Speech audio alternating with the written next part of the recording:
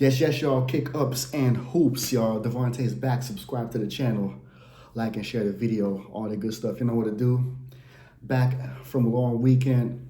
Yeah, I said I wasn't gonna make match reactions, but there's some crazy stuff happening. Like just today alone. Also like Saturday night, if we count American time. So we have a lot to talk about, including basketball. So finally, we're going to do some hoops. We're going to have some hoops talk. You know what I'm saying? It's been a good week for your boy, man. Been 3 years with my fiance. Went out to Disney. Had an amazing time, man. So that's why I couldn't really check out Arsenal and Ajax. But of course, I still follow it as much as I could. And let's start with NBA talks, man. So I woke up like around 8:15 today, and I was like reading Twitter, and all of a sudden I saw the Dallas Mavericks, trading Luka Doncic to the Lakers, for Anthony Davis. Now that to me is one of the most craziest trades I've ever seen in my life, like because for what I'm seeing, the Mavericks had no reason to to trade Luka Doncic.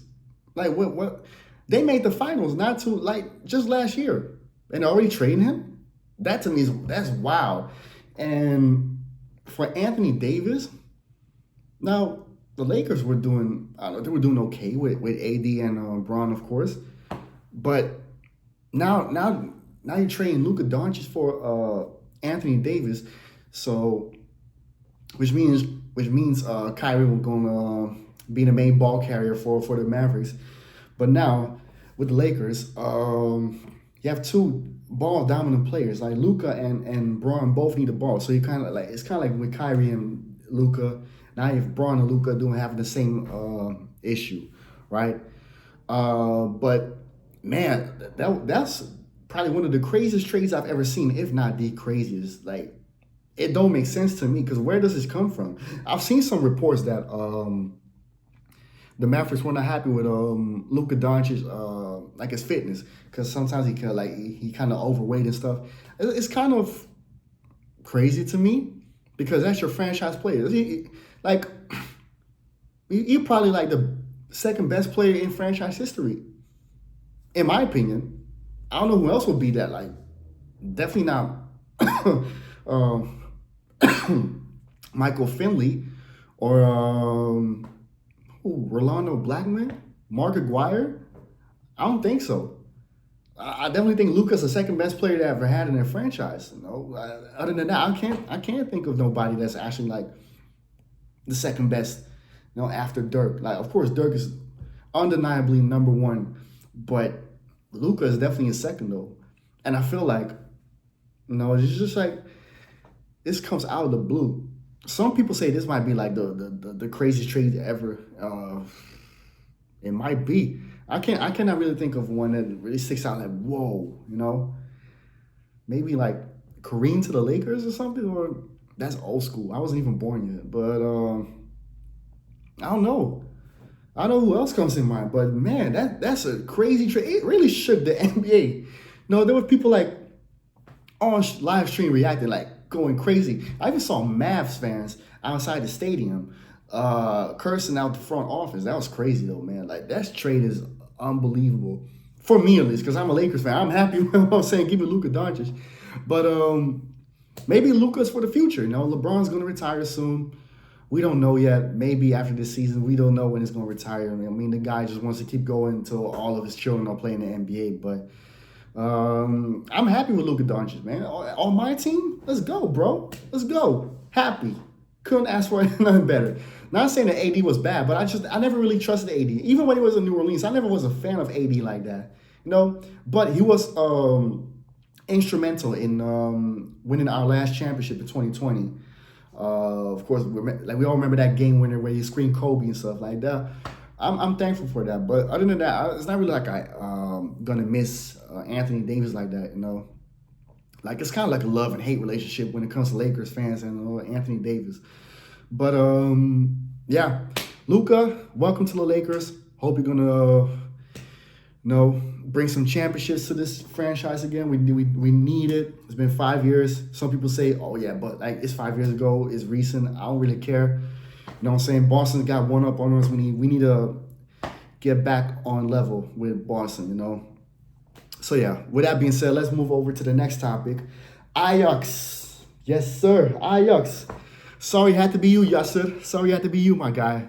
But we won. I know it was from what I've seen and from what I've heard, it was not the best games, but man, a win against Feyenoord, especially like after the last two seasons where we at home lost to Feyenoord. We lost 3-2 in 2023, and last season we lost 4-0 at home. Embarrassing. Remember, we are when the fireworks was like thrown on the field, and they were like bum rushing the stadium, kicking out the stadium. We all remember that. So to win twice from Feyenoord again, like back to regular settings, back to how it used to be, back to normal. I couldn't be more than happy, you know what I'm saying? I couldn't be more than happy after a lot of drama this week, like with the Henderson stuff, him being linked to Monaco, and it looked like that it wasn't really true. It looked like the board, mainly Cruz, wanted to get him out because he was on high wages, of course. So it looks like Cruz trying to push him out the door, but I don't think Henderson was happy with that. And maybe that's why he was not in the mood against Galatasaray. But he set the record straight.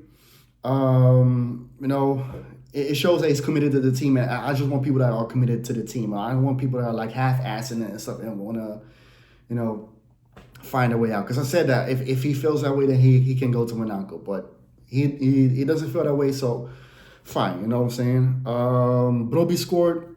Big game goal for Brobbey. I still keep saying that guy was better off being in the World Rumble last night than on the field, but scored in a big game. And the guy that I don't always rate, but he's probably been the best player this season, Kenneth Taylor, scored the winning goal with a great pass from Chai. I saw that pass. Yo, listen, man, a lot of people don't talk about Chai, but I feel like Chai has made some major progress, man. He'll definitely be one of the guys that you could say is the most improved player of the season. You can definitely give him an MIP, because I feel like, especially since Wrench has gone to Roma, him getting faith from Farioli, a lot of trust from him, I think he's definitely showing himself that he can do something.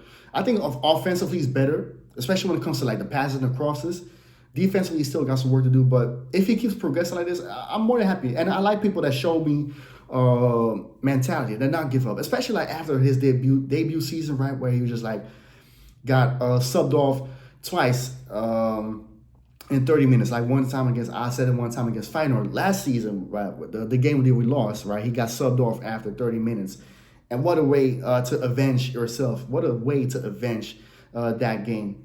I couldn't be more than happy, man. I was ecstatic. I was sitting in the train, you know what I'm saying, being a little pumped. But I'm happy, man. Of course, I want Ajax to still be better. I still want them to play teams off the field. But I know against big teams, we just have to take the 3 points this season. And I'm more than happy, especially against the Feyenoord, because I feel like those last two seasons where we just could not win against them, this is definitely a great feeling for me. I'm more than happy, you know what I'm saying? I even passed the Feyenoord Stadium, the kite when I was coming back, say I made a little banter video for that, but it's all love, so I don't hate Feyenoord, even though it's a rivalry, for some people it's deep, for me it's not, because I knew people from Feyenoord back in the day, and I still know people that have played in Feyenoord youth academies and stuff, and so, you know what I'm saying, I like Feyenoord, I respect Feyenoord, definitely, much respect, but when it comes to meeting each other, bro, it's ice every day, all day, bro. Sorry. But they got to hold that. And now we're surprisingly first. We're in first place because PSV dropped points yesterday against NEC, Nijmegen.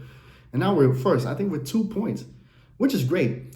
I mean, but I see that a lot of people at ICE, the players, realize that just because we're first now doesn't mean that we're going to win the title. I still don't believe we're going to win the title, but I'm more than happy with being first. More than happy. And if we're able to even win it, if we go to Eindhoven and win there and also do our due diligence in the other games. And win the title, bro, I'll be over the moon. I'll be emotional. You're gonna have an emotional video from me, simply because it's just been a hell for 2 seasons, and to cap it off with a title, that would be amazing. But I'm not gonna get too far ahead of myself, simply because I know the state the team is in.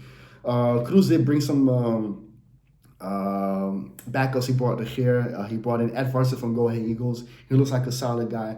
See what he can do. We still need a right back. Other than that, I don't think anybody's coming, but, I just hope for the best. If we're not going to end up first, I won't be so disappointed. Of course, I'll be disappointed if we just fumble it, but I feel like second place is more realistic with his team, So we'll see. But happy with the win against Feyenoord, always, you know what I'm saying? And then the last game we're going to talk about, Arsenal versus City 5-1. Hey, yo, when was the last time Arsenal played City off the field like that? Like, put them to the sword.